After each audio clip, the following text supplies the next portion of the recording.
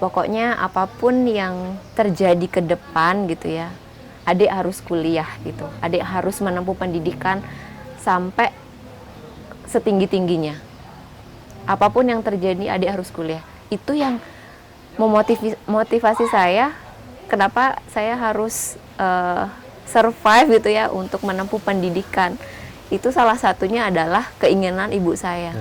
Waktu itu mungkin waktu ibu saya meninggal, rasanya harapan untuk memiliki masa depan yang cerah itu tidak ada, karena saya menganggap ibu saya adalah separuh diri saya. Mungkin banyak sekali yang menganggap bahwa ya untuk apa kuliah tinggi-tinggi sampai S2 ujung-ujungnya jadi perempuan atau ibu rumah tangga yang hanya di dapur, kasur, dan sumur. Hello gitu ya, sekarang zamannya sudah maju gitu kan. Sekarang perempuan juga punya hak ya untuk menyuarakan, kemudian juga punya mimpi yang bisa diwujudkan gitu ya, salah satunya berpendidikan tinggi. Jadi menurut saya pendidikan itu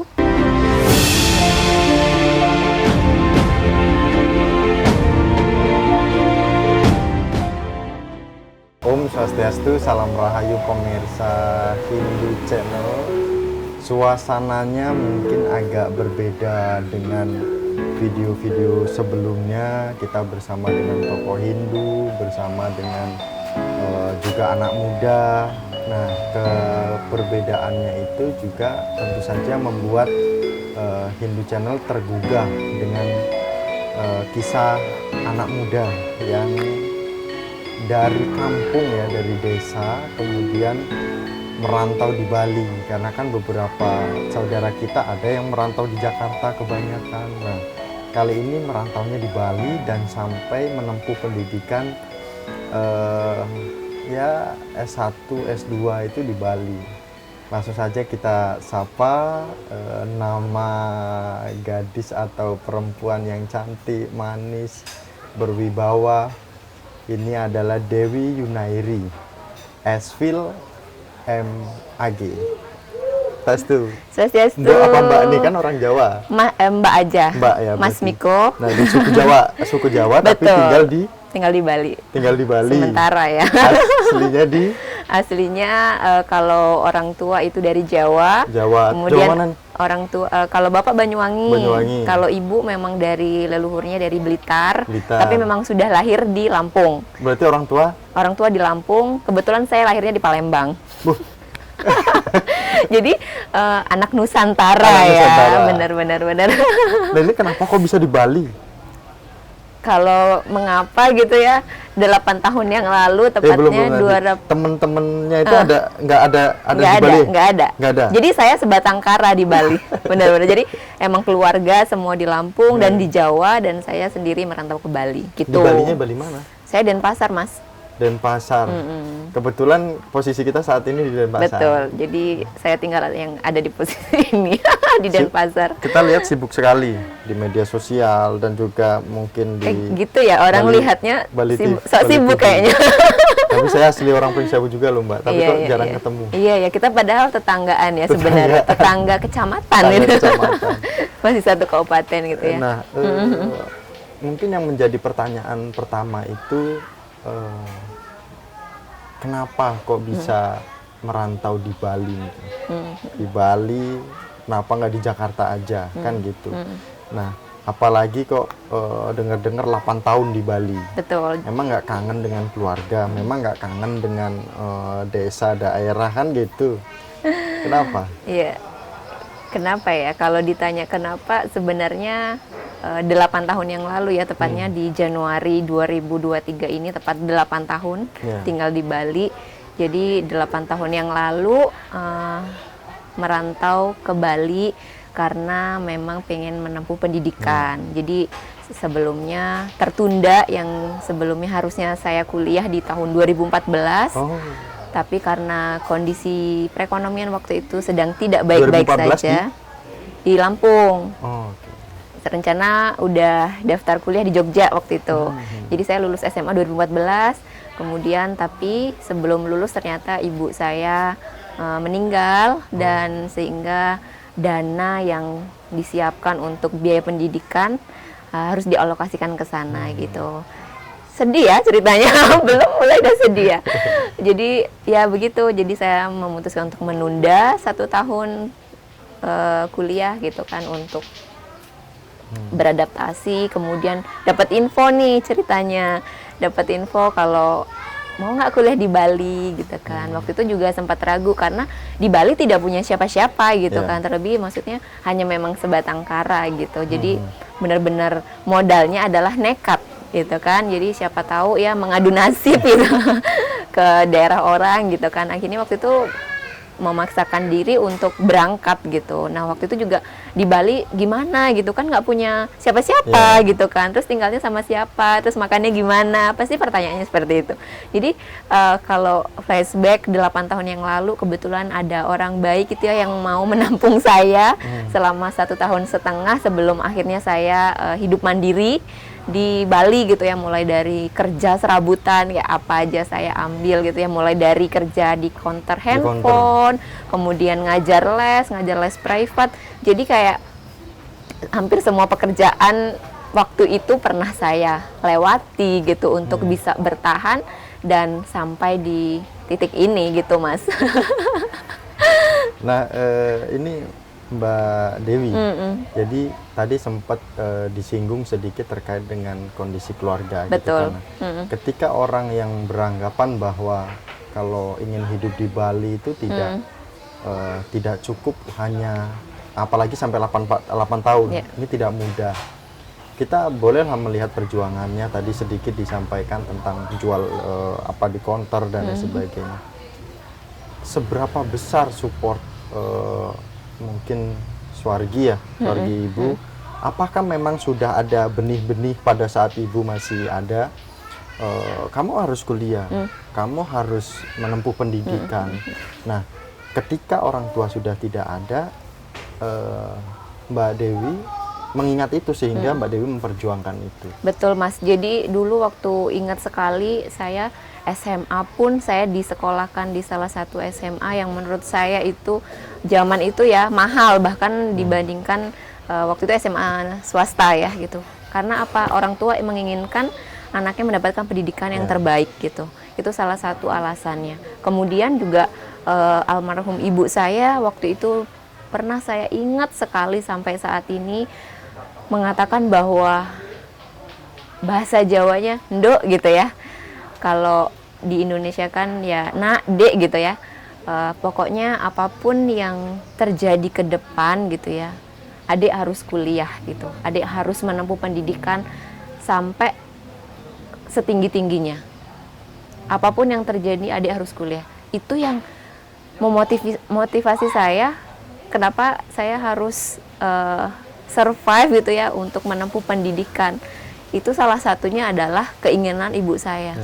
Waktu itu mungkin waktu ibu saya meninggal, rasanya harapan untuk memiliki masa depan yang cerah itu tidak ada, karena saya menganggap ibu saya adalah separuh diri saya. Kalau bisa dibilang mulai dari kecil ya sampai saya SMA itu benar-benar, iya, ibu itu adalah satu-satunya orang yang tahu betul apa yang anaknya rasakan dan apa yang anaknya inginkan. Oleh karena itu saya ingin membalas jasa ya ibu saya, meskipun tidak ada papanya, setidaknya saya mewujudkan impian ibu saya untuk melihat saya bisa menempuh pendidikan. Dan Asungkara saat ini sudah menyelesaikan S1 dan S2 tanpa meminta biaya dari orang tua ataupun saudara. Jadi saya benar-benar survive, kerja sambil kuliah gitu ya, melakukan banyak hal untuk tetap bisa menyelesaikan pendidikan. Sempat nggak ada menyembunyikan kepada keluarga terkait dengan keinginan kuliah pada saat itu ketika orang tua tidak ada, terutama ayah kan, bapak? Tentu saja, karena saat itu ingat banget SMA kita sudah plan bahwa kita akan kuliah di sini, kemudian akan mengambil jurusan ini, dan itu sudah daftar, bahkan sudah keterima, sudah dinyatakan lulus gitu, tapi akhirnya tidak bisa karena waktu itu sebenarnya bapak juga menyatakan bahwa ya udah lanjut aja gitu. Apapun yang terjadi di depan kita sama-sama gitu. Tapi saya berpikir bapak aja masih survive, bertahan untuk menerima kenyataan, ditinggal seorang belahan jiwanya gitu ya. Saya tidak ingin merepotkan dengan membebani biaya pendidikan gitu. Jadi pada saat itu saya menerima bahwa Pak, ya udah adek nggak usah kuliah, atau misal nanti ada rezeki ke depan nggak apa-apa ditunda dulu gitu. Akhirnya ya waktu itu sedih ya, karena melihat teman-teman yang saat itu udah mulai kuliah di beberapa kampus yang keren ya, maksudnya kan keren ya jadi anak kuliahan gitu. Terus sedangkan saya yang harus mikir mutar otak gimana caranya dapat uang gitu ya, bisa bertahan saat itu gitu ya, membantu perekonomian dengan berbagai cara, dan akhirnya memberanikan diri untuk pergi ke Bali gitu. Dan sampai sekarang ternyata sudah perjalanan ini sudah cukup panjang gitu. Kalau kita melihat flashback 8 tahun yang lalu, kok bisa ya bisa sampai sekarang gitu kan. Kadang hal-hal yang seperti itu masih terlintas Mas gitu. Tapi kelihatannya Mbak kayak tidak nampak bahwa seorang yang pernah merasakan proses yang susah gitu kan. Iya, jadi kalau secara awal ketemu nih, dia mah enak gitu kan, dia udah enak lah di sini gitu kan, karena mungkin dari frame awal itu udah melihat first impressionnya ya gitu, orang lihatnya. Mungkin apakah memang ada gitu. cara lain untuk Mbak Dewi itu untuk menutupi hal itu supaya saya mampu, tidak perlu orang lain tahu bagaimana proses saya. Jadi gini, sebenarnya saya tuh punya prinsip ya Mas ya, kalau jangan Mas Miko aja. Oh ya Miko ya, oke. Kayaknya kita seumuran. Jadi Miko, kalau Dewi sendiri punya yang namanya prinsip gitu. Jadi saya memang tidak ingin membagi masalah gitu ya kepada orang lain gitu. Saya hanya ingin membagi ya kebahagiaan, kemudian bisa membantu, mensupport gitu.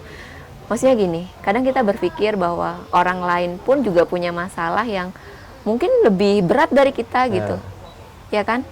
Hanya saja saya tidak menunjukkan yang hal-hal seperti itu. Bukan berarti tidak mau terlihat gimana ya, tidak mampu ya saat itu gitu. Cuman maksudnya gini, apakah dengan saya menunjukkan, orang lain memang akan memberikan apa kepada saya, dan yang menentukan saya bisa survive atau tidak ya diri saya sendiri gitu.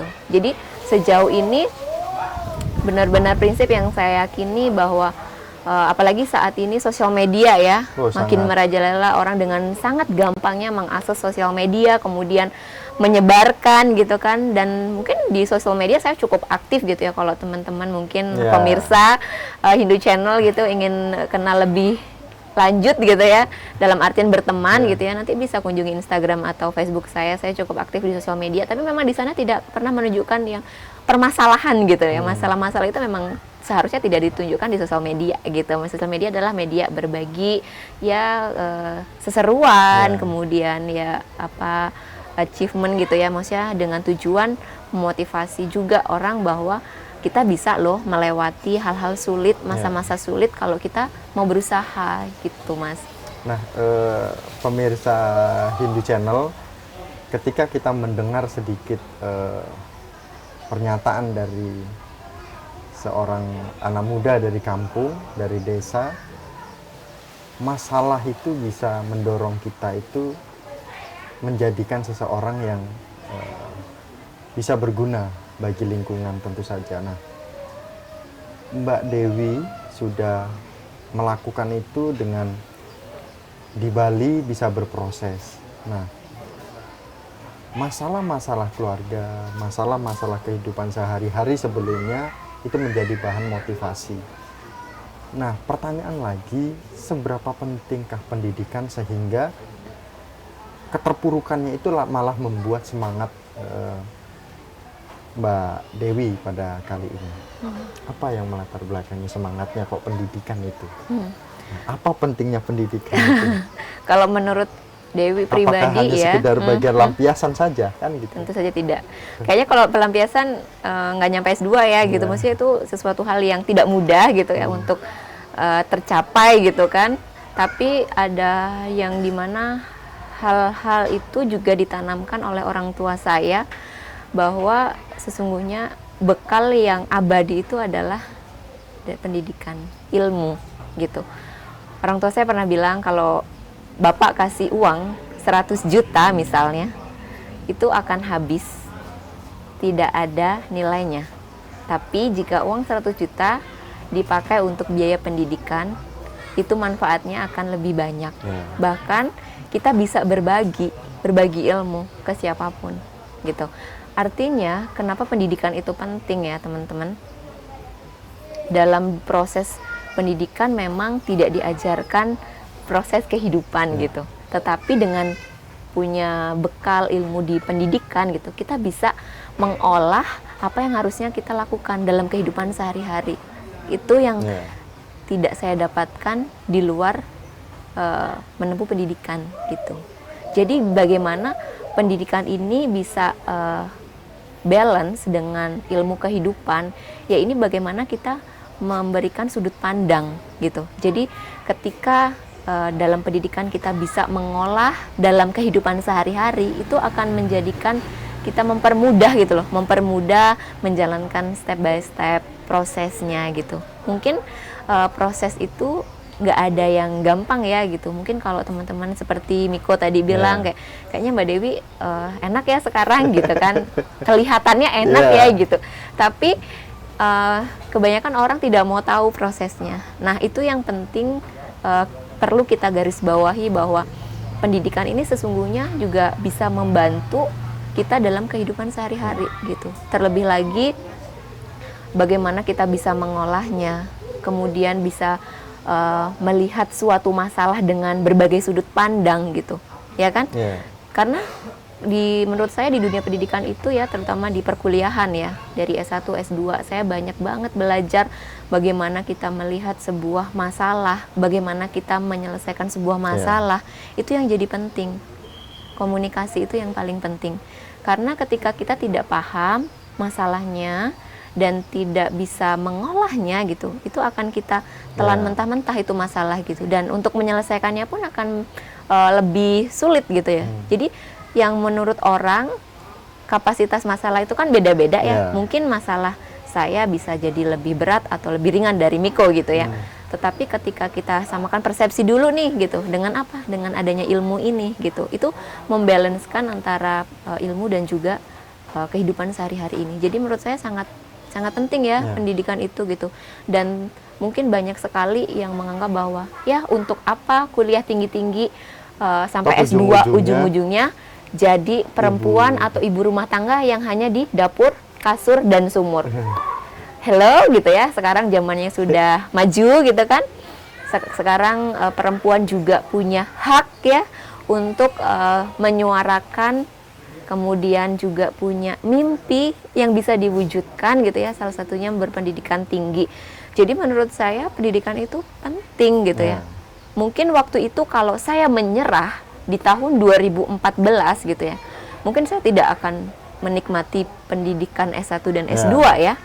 Tapi bedanya saat itu saya tidak menyerah gitu, tapi melawan. Nah itu yang harusnya teman-teman juga semua bisa lakukan gitu. Mungkin dalam keadaan yang sangat sulit pun, yakin kalau kita mau bertahan sedikit saja, sebentar saja, pasti akan terlewati gitu.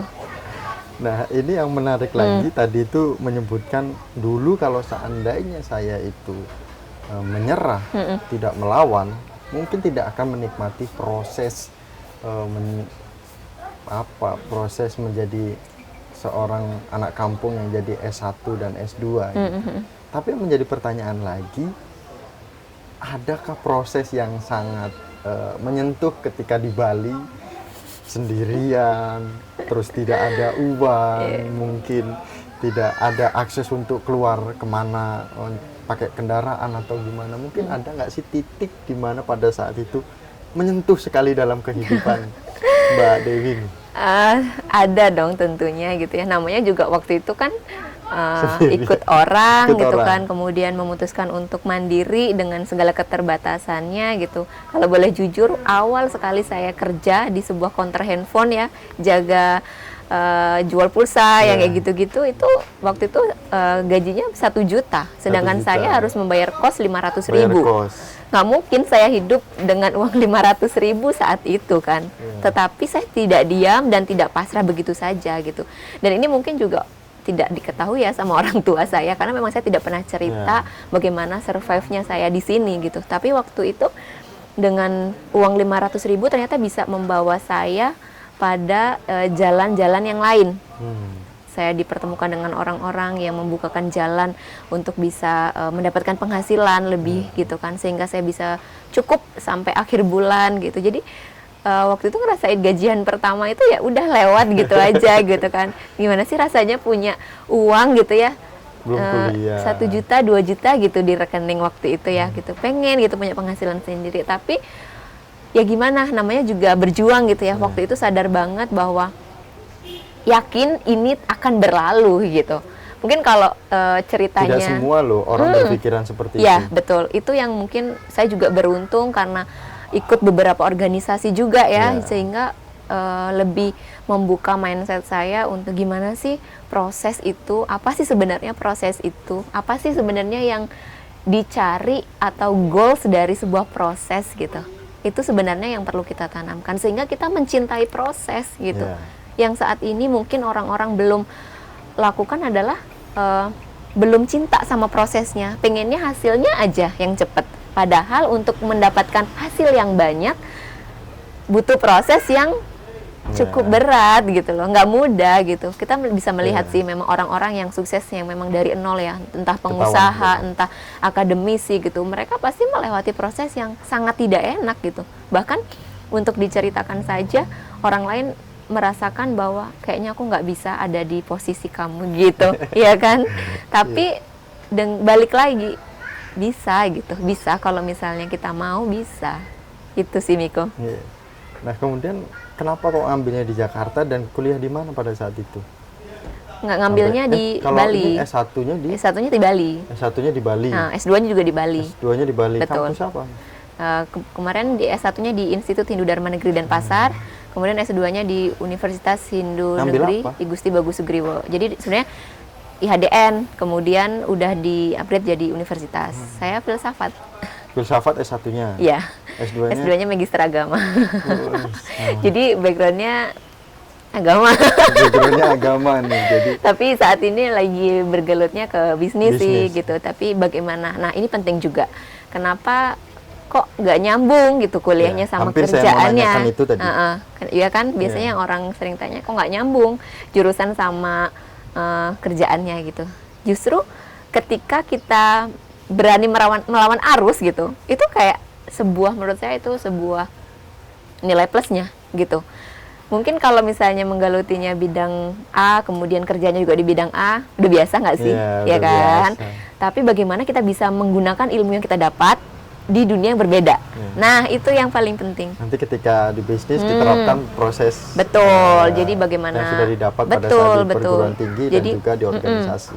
Jadi ngebalancein itu yang paling penting ya gitu. Dan aku juga basicnya di komunikasi, kerjaannya lebih banyak ngomong gitu kan, kayak MC gitu-gitu. Jadi jurusan agama sama MC emang korelasinya apa gitu. Kalau dilihat secara garis besar gitu, sebenarnya nggak ada gitu. Tapi ketika kita melihat lagi gitu, banyak banget ilmu yang saya dapatkan itu terpakai saat ini gitu. Jadi tidak ada ruginya ketika kita menempuh pendidikan tinggi, tetapi kita tidak bekerja di jurusan itu, tidak bergelut di jurusan itu.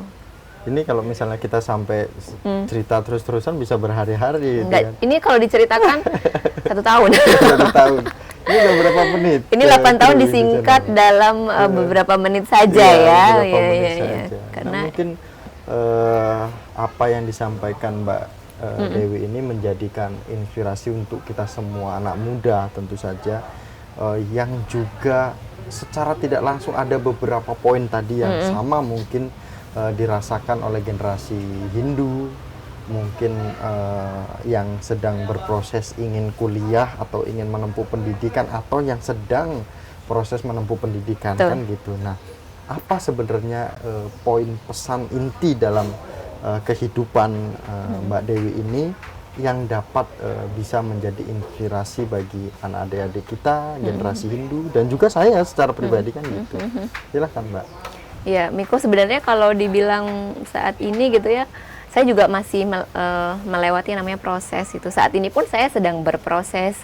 Mungkin bedanya saya lebih dulu memulai gitu ya dari teman-teman semua, terutama adik-adik generasi muda Hindu dimanapun berada gitu ya. Salam hangat dari saya, apapun yang sedang dilakukan saat ini gitu ya, proses apapun yang sedang teman-teman jalani saat ini, lanjutkan dan beri keyakinan pada diri bahwa kita bisa melewatinya dan pasti kita berhasil. Jangan melihat keterbatasan, tapi kita saat ini harus out of the box ya. Pokoknya kita harus berpikir jauh lebih maju gitu ya dibandingkan usia. Jadi misal nih usianya 20, kita harus berpikir seolah sudah berusia 25 gitu.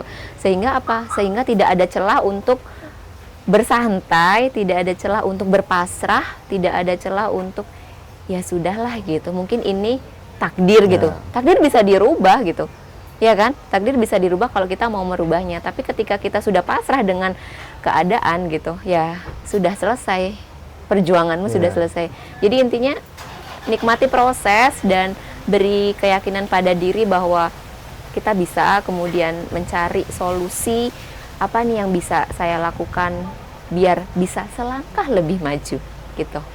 Ngomong-ngomong, nanti mungkin pemirsa Hindu Channel ada yang nanya, udah berkeluarga belum?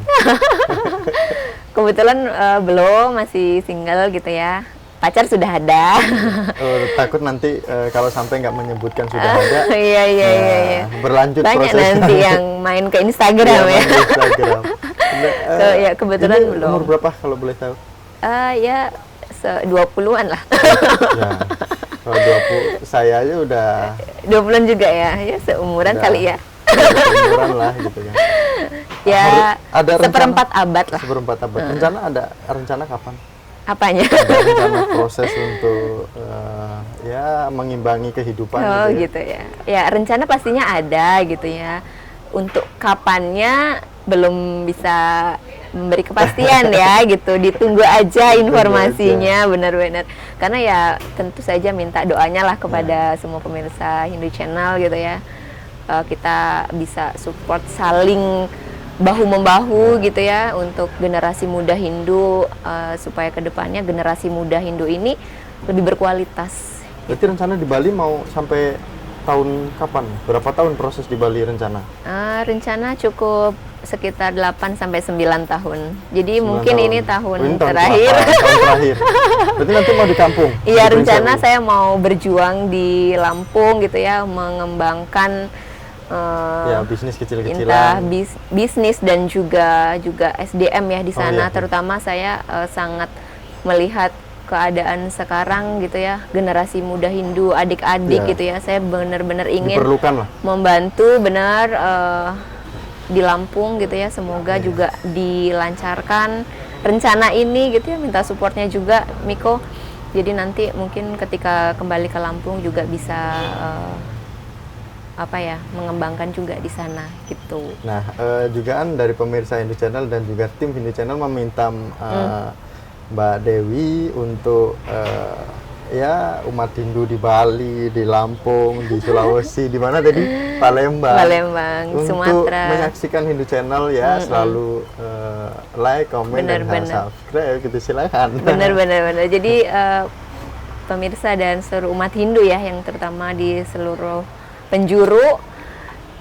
Jadi ini salah satu channel generasi muda Hindu gitu ya. Kayaknya satu-satunya channel yang saat ini masih eksis dan juga mengangkat tema-tema yang menarik gitu ya, sehingga dikemas dengan gaya anak muda, kemudian juga dengan isinya yang tidak kaku tapi tetap menginspirasi dan juga ada nilainya gitu ya. Jadi di Hindu Channel jangan segan-segan untuk membagikan ya video, juga tentunya meng-like, subscribe gitu ya, Iya. kita sama-sama membantu dan juga support. Ini adalah anak-anak muda yang punya potensi untuk kedepannya. Semoga Hindu Channel ini akan terus eksis ya, Miko dan tim. Swastiastu. Karena ini adalah salah satu hal yang saat ini dibutuhkan oleh masyarakat, bagaimana mereka tetap mendapatkan informasi-informasi seputar Hindu Hindu. gitu ya, dengan dikemas secara menarik. Gitu. Terima kasih Ya. Mbak Dewi, Mbak Dewi gitu. Kalau orang Jawa Mbak. Mbak, kalau orang Bali Mbak, Mbak. karena di Bali Bener, 8 bener. tahun. Nah, pemirsa Hindu Channel, mungkin obrolan kita pada kali ini tentu saja menjadikan kita semua berkaca pada diri kita, dan berkaca mungkin bisa melihat permasalahan apa yang ada di kehidupan kita. Semoga kali ini Hindu Channel dapat memberikan inspirasi dan motivasi bersama dengan Dewi Yunairi S. Phil M. Agi. Kami tutup dengan Paramasanti. Om Santi Santi Santi. Suksema, matur suwun. Terima kasih Miko dan tim.